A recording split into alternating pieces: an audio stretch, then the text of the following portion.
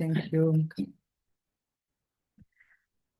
Actually, the main challenge was to try to see the inscriptions in one other way and treat them as real historical documents, being very important as historical resources.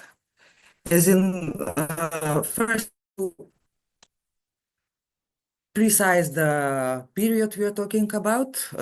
As in all other Roman provinces, the inscriptions are dated to the 1st to 3rd centuries, with a smaller amount of early Christian inscriptions dated to 4th to 6th centuries. Regarding historical events, the province of Macedonia was created in 148 BC, 20 years after Aemilius Paulus defeated the last Macedonian king Perseus in the Third Macedonian Roman War in 168 BC. The event is considered as one of the most decisive in ancient history, not only for Macedonia, but also for other Balkan states, and of course, it becomes an important prerequisite for further developments in the Roman Empire, primarily because the Romans finally managed to open their way to conquer the East. Epigraphic sources provide great help in determining borders and their changes throughout the imperial period. They, especially those that can be accurately dated, are an indicator of the accuracy of literary sources and most often accurately determine the extent of the ethnic and political borders. This is particularly applied to the northern border of the province of Macedonia, mainly because it was mobile and it is impossible for literary sources to be completely objective, having in mind the time lapse when the literary sources were written.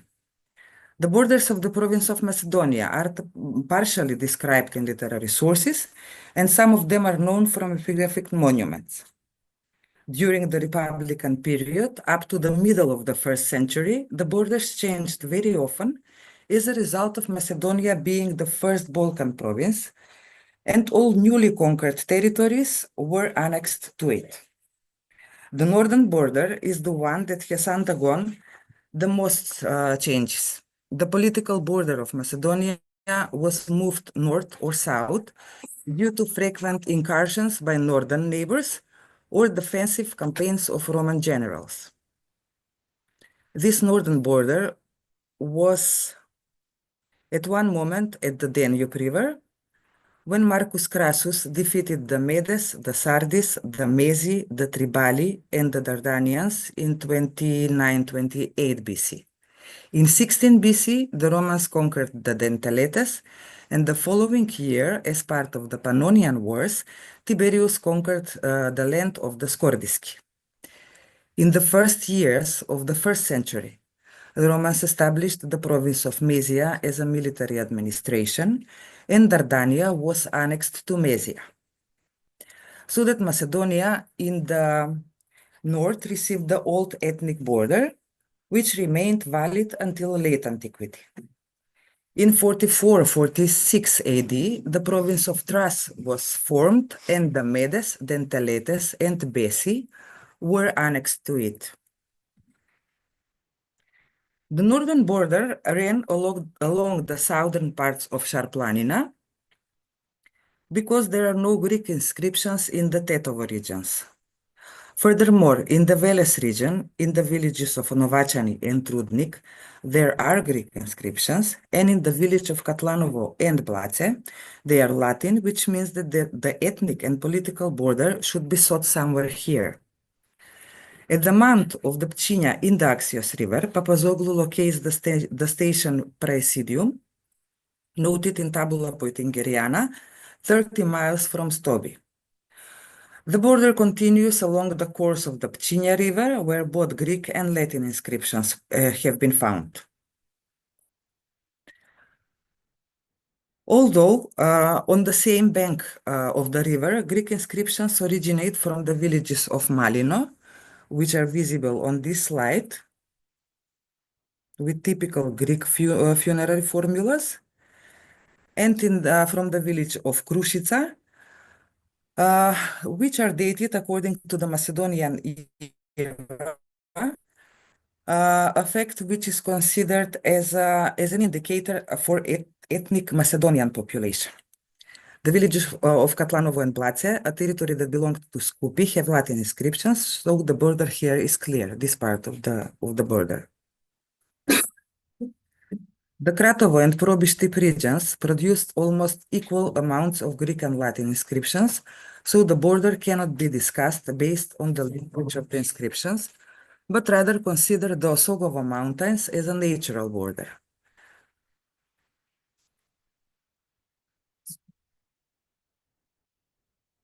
The northeastern border is one that is difficult to define because along the course of the Astibus River, there are not many inscriptions that would explain the data from the literary sources. We should note that this is an area extremely poor in inscriptions. The upper Astibus Valley yield only 4 inscriptions.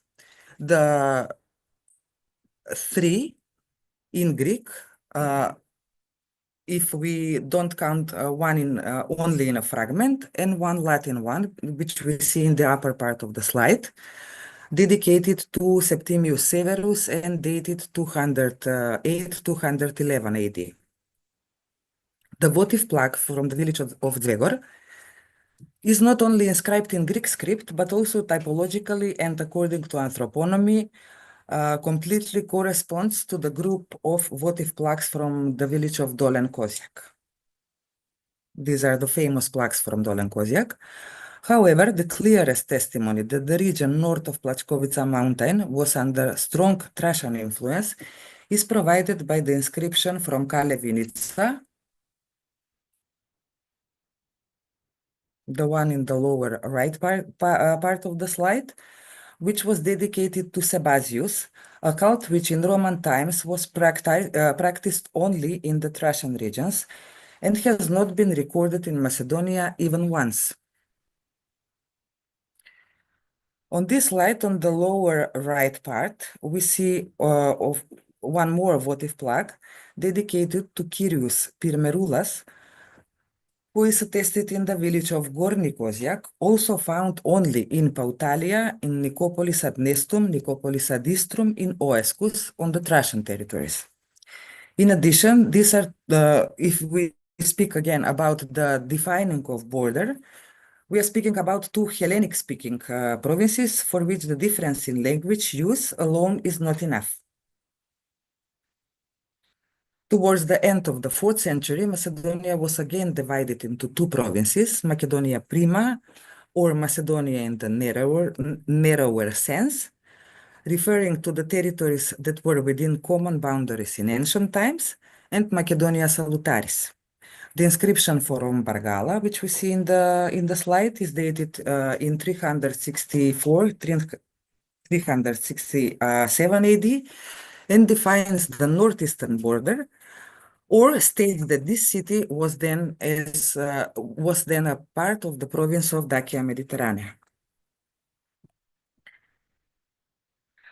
Towards the Astibus Valley shows a different degree of acceptance of Roman manners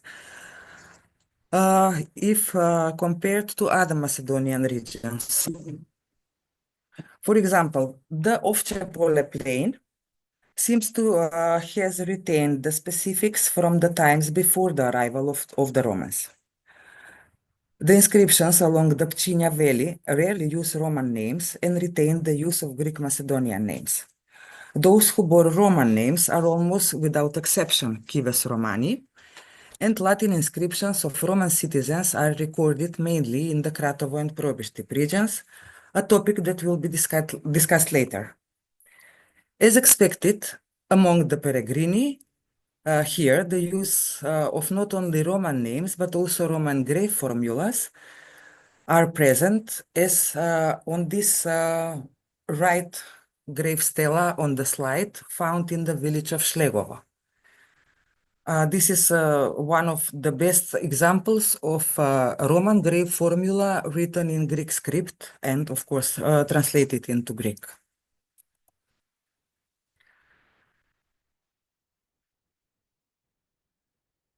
Despite the small number of inscriptions, which are mostly votive, the Astibus Valley does not show a high degree of Romanization.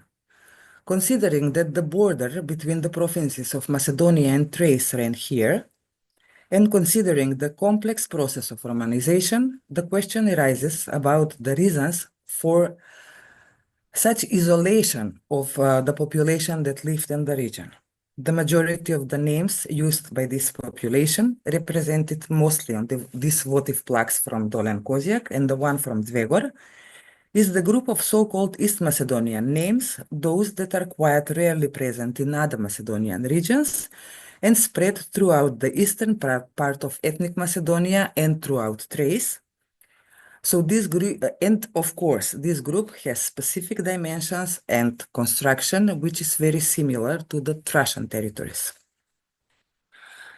What also deserves an attention, speaking about this region, are burials under tumuli in and present along the Astibus Valley, the necropolis at Krividol near the village of Radanje in Štip, and the site of Dabici close to the village of Sopot near Veles,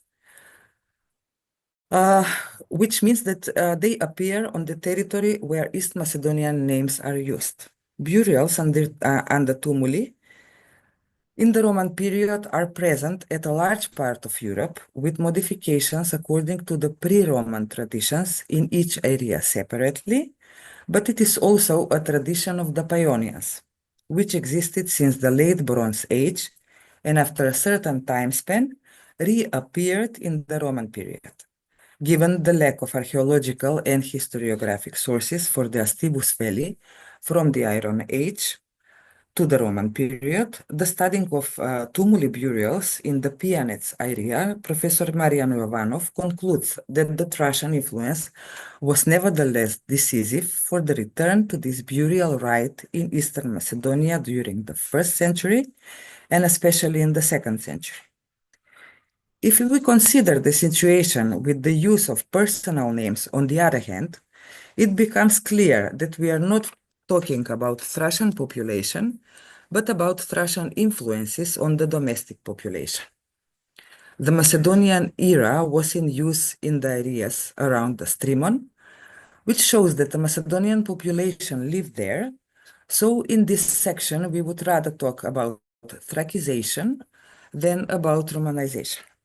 In contrast, the mountain settlements, especially on the Ograzden mountain, show traditionally and very conservatively maintaining funeral rites throughout the whole Roman period. If we follow literary sources, after conquering Macedonia, the Romans established an administration in the spirit of the so-called libertas of the conquered.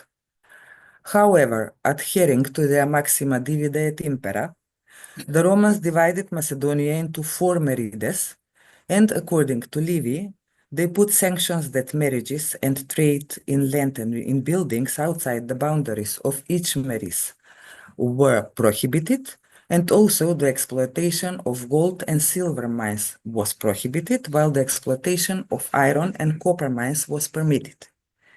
The tax was half of that was previously paid to the king.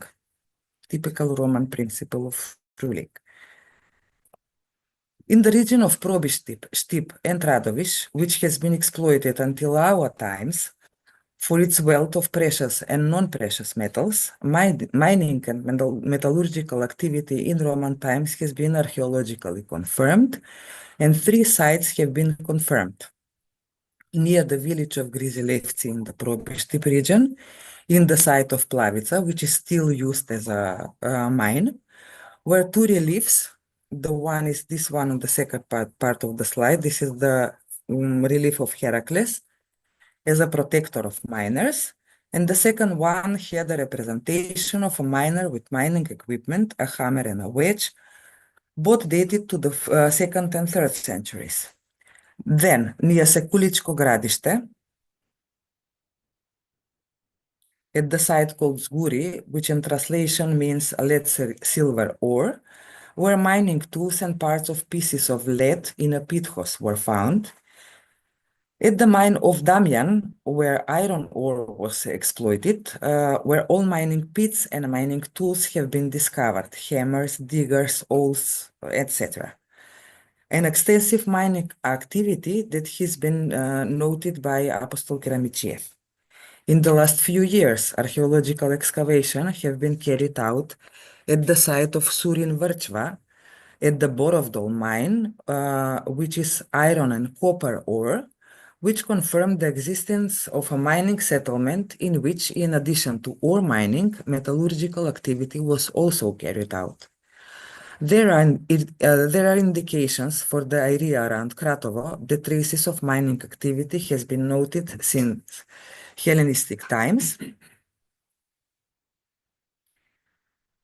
And if we now approach an epigraphic point of view, the first and most significant specific of the region we are talking about, this mining region, is again the small number of inscriptions in stone compared to all other Macedonian regions. These are isolated accidental finds outside of an archaeological context, but on the other hand, they offer solid data on the structure of the population in the region. Names and name formulas are indicators of social, historical, and political events, and not only for issues that are absent in literary sources, but very often they are a check or corrective of ancient authors. The first impression that is obtained from the inscription is the usual presence of domestic peregrini. But at the same time, Roman citizens are also present, and among them, the imperial gentile names are by far the most numerous. That is, the names of the representatives of the senatorial, the highest social class in Rome. This should undoubtedly be linked to the economic interest in this region and places the same region in the Balkan network of the exploitation of ores and their distribution, in which the main role was played by the Iulii and the Libonii families, and then aristocrats closely related to the imperial dynasties of the Flavians and part of the Antonines.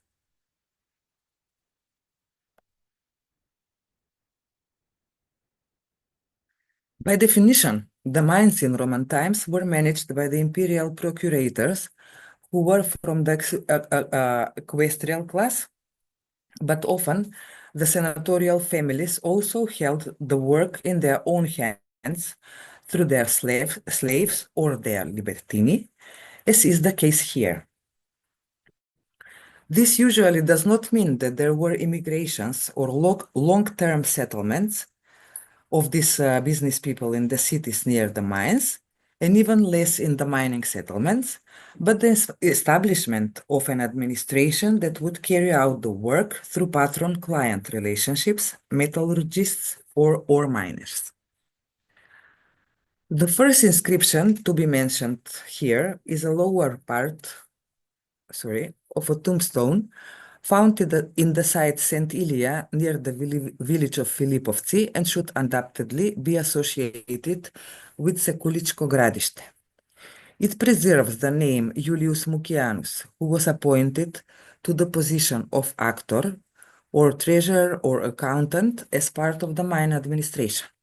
The inscription is dated to the 2nd, 3rd centuries based on the grave formula, and the absence of prior nomen in his name formula indicates the possibility that he was a libertinus, but he was certainly not a member of the domestic population, although his origin cannot be certainly determined. In the nearby area, this nomen is also found on 2 tombstones from the town that was located in the immediate vicinity, at the necropolis of Kashla in village of Konjuh in Kratovo region. The names of the stele, the late Julius Epaphroditus, his sister Julia Prima, and his son Julius Classicus, indicate settlers from Italy.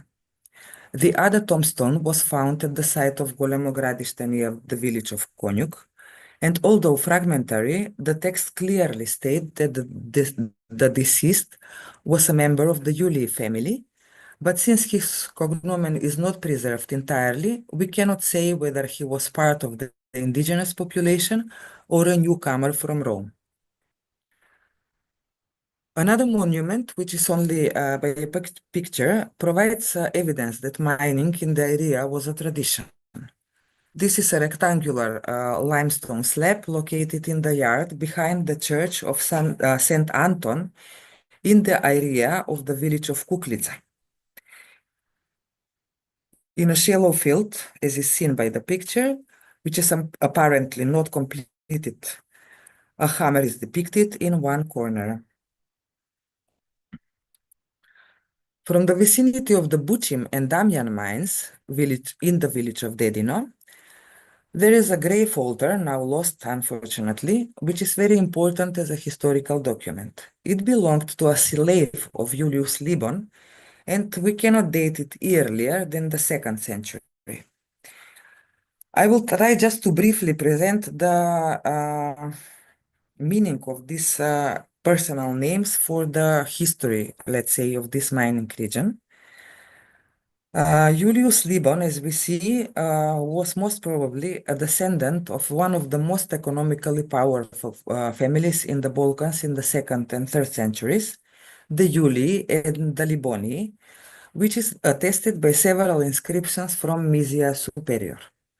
Libonius Severus, a former senator and consul, was a patron of 9 cities, including Scupi, and his mother was Rufria Maxima, also originating from a prominent senatorial family in Rome, which by marriage ties act together with the Liboni throughout the Balkan provinces.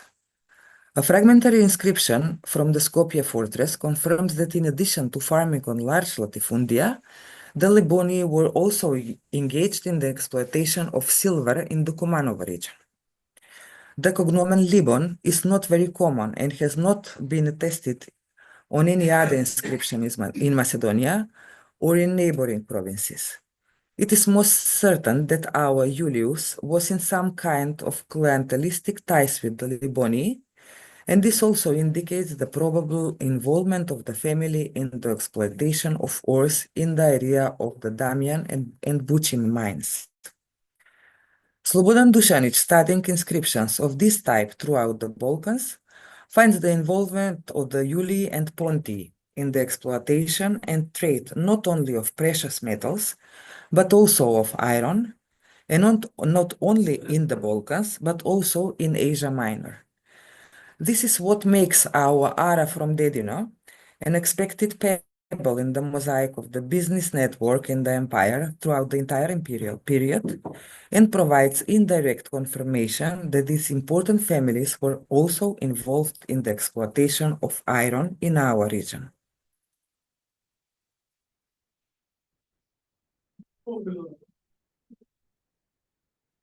It is really a rare opportunity to be able to establish chronological order through epigraphic monuments. And in this region, despite the small number of inscriptions, it is quite satisfactory. The next imperial dynasty, the Flavians, also left traces on the inscriptions here. A tombstone of Julia Flavia also comes from the vicinity of Stip, although quite damaged and illegible, but it provides data related to the topic under our consideration now. More precisely, it shows that a member of the Julii family was married to one of the Flavians, again an imperial Gentile. The case is similar with the following inscription, dated to the 2nd half of the 2nd century, the tombstone from the village of Marcino, erected by Flavia Ulpia for her husband Ulpius. We have the same situation as in the left inscription, a member of the Flavii family married to the bearer of the imperial nomen Ulpius. There are more attestations for the settlement of other Flavii in the region, because they were found in the same sites where the inscriptions bearing the Julii nomina have been found. A tombstone stele of Flavia Secunda was found at the necropolis from the Roman period in the site called Selo, near the village of Filipovci, and a fragment of a tombstone inscription also from Konyuk. What we can briefly say is the main feature of the influence of the imperial dynasty during the time of the Flavians is the following. In the northern part of the province of Macedonia, they granted Roman citizenship only in the mining areas that we have mentioned before, and in Stibera, as evidenced by the well-known Titus Flavius Orestes and Titus Flavius Philoxenos.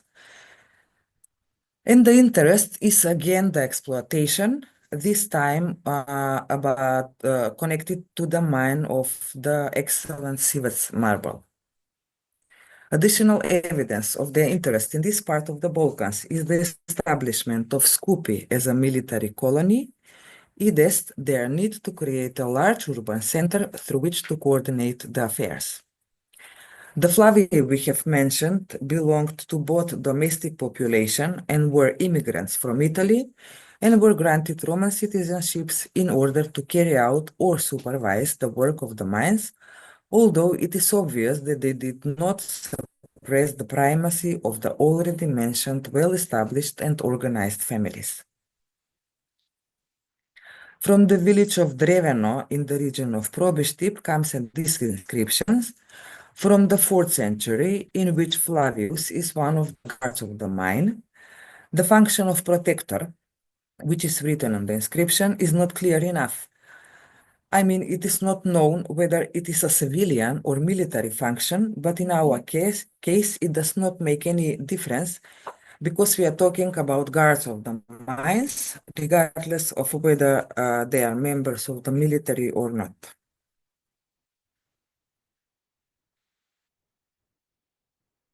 If we should summarize the data we have so far, we can say that in the mining region of Radovic, Štip, Probistip, and in the Kumanov region, the business connections for the exploitation of the mines of the powerful Roman imperial and senatorial families are confirmed. But the presence of the merchant families who carried out their activities through the large urban centers close to the main road network is not confirmed.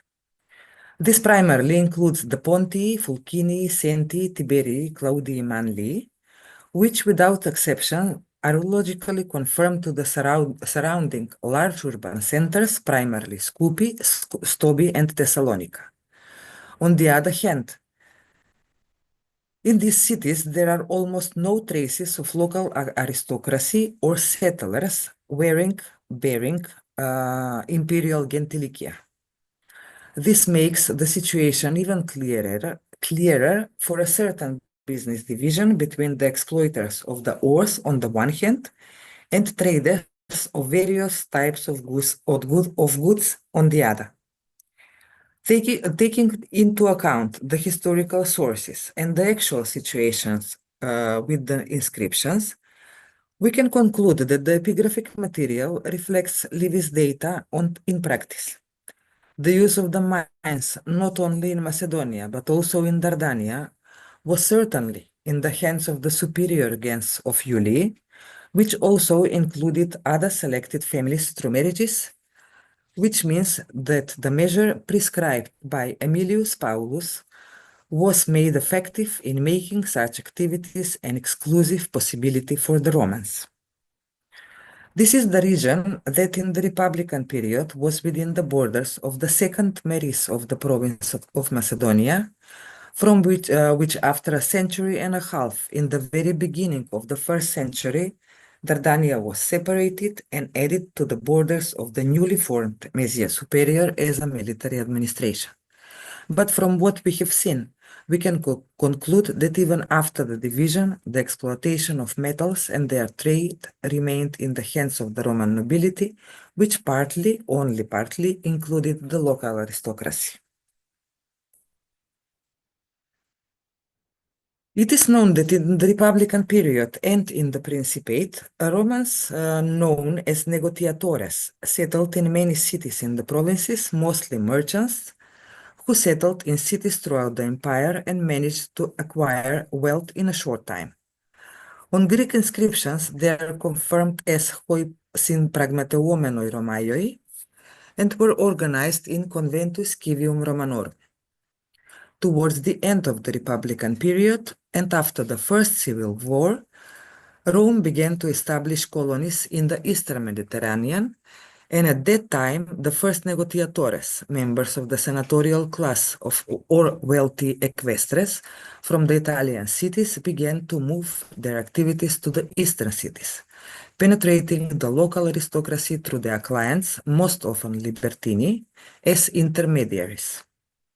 They, together with the provincial governor or his administration, undoubtedly played an important role in the formation of the new city aristocracy. Conventus and hoi in pragmateuomenoi Romaioi are also documented in Beroia, Acanthus, Stibera, Edessa, and Thessalonica, and on the territory of the modern Republic of North Macedonia. They are documented in the city at the Isar Marvinci near Valandova. We know about other senatorial families apart from the already mentioned. In the north of Macedonia, aristocrats and holders of public offices, and they are well documented in the 3rd century. Two inscriptions, one from Stobi and other from the modern city of Trua, impact the relations of the Claudii family, which is well attested in Thessalonica. Their stemma begins with Quintus Valerius Rufrius Justus, known also from an inscriptions at Scupi, a senator who was proconsul in the period between 220 and 235 AD, and was also a proconsul of the province of Macedonia. Claudius Menon was his son-in-law, attested on inscriptions from Thessalonica and Beroia. He is confirmed, I now notice that this is the description from the modern city of Strumica.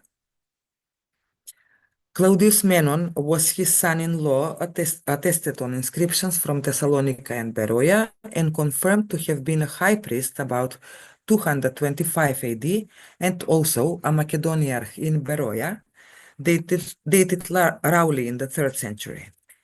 His children were Claudius Menon Neos, Rufria Claudia Ubule, Claudius Rufrius Justus, and Claudius Rufrius Plotinus, but their functions are not documented on inscriptions.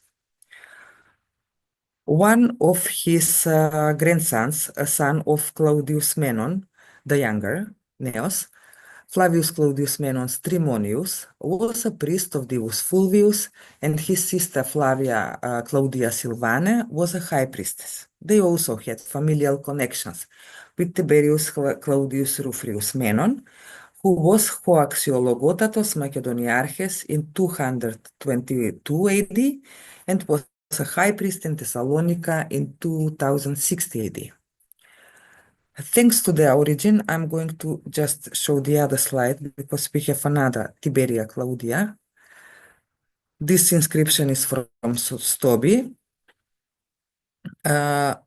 If we now try to make comparison, we find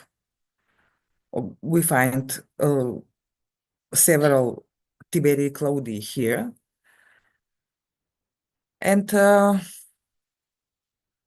the point is that the Tiberius Claudius Priscus was son of Tiberius. I don't want to bother anybody with this really complex family ties, but we have one Tiberius Claudius from Doberos, who was enrolled in the tribe Emilia, and the location of Doberos even still unknown with a complete security, and variously located by different scholars, is most probably under the modern city of Strumica.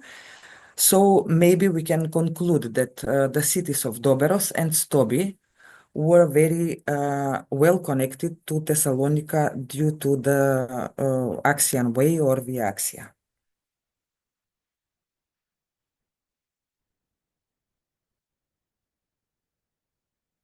These are another two examples, another two inscriptions mentioning Tiberii Claudii. Actually, Claudia Prisca was priestess of Isis Logia and of the imperial cult.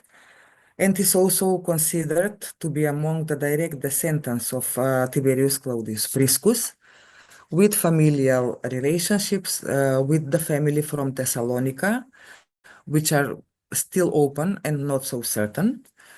But the dating of this inscription is raw. Even the hypothesis that yet another holder of the public office in Stobi has the same Gentile name is open and extremely provocative, exactly because the well-known families of Rufri and Claudii were wealthy and influential families in the region, and they did not act in their own city only, but their business, whatever it was, operated in the territory from Skopje and Upper Mesia to Thessalonica along the Daxios Valley.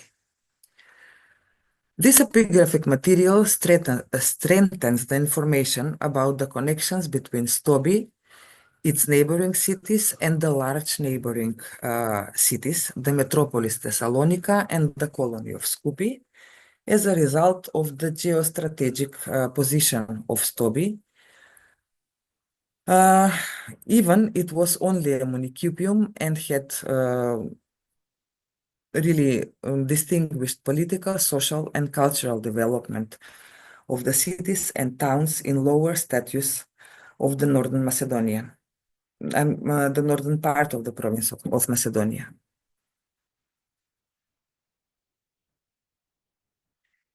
And this is the last slide, which is put in this presentation, maybe out of the context, but the idea was to connect the historical sources, literary sources, ancient authors, in this case Pausania and his 10th book, and the evidence from the epigraphic monuments, and try to connect the colony of Skopje and the city of Stobi, the municipium of Stobi again. On the left side is the inscription from Stobi, which states that 3 of Antonius Rufus' children, Geminus, Fadianus, and Nepos, who were aged 8 to 16, were killed by the enemy, ab hoste interfectis. It was erected by the slave of the father, an actor Eutiches, because the grave formula, which starts with dis manibus and ends with benemerentibus, lex praenomina and filiation, the inscription should be dated not earlier than the beginning of the 2nd century. But there are no data about any military operations at Stobi in the 2nd century in historiographical sources that consider the history of Stobi, because Stobi had really a very peaceful provincial life during the 2nd century. And it is also not noted even in the archaeological records. The closest analogy is given by an inscription from Skopje, the one on the right side of the slide, with an almost identical grave formula, which attests that Timon Dacius, the curio of the cohors Secunda Aurelia Dardanorum, was killed by the Kostoboki, as stated on the inscription. Kostoboki were a Dacian tribe that had invaded first Mesia Inferior, Thrace, and Mesia Superior, passed through the valleys of the Morava and the Axios rivers, reached Thessalonica and Elatea in Phokis in 169-170 AD. What is here interesting is that Pausanias mentions an anonymous tribe identified as the Kostoboki, which devastated the sanctuary of Demeter and Kore in Eleusis.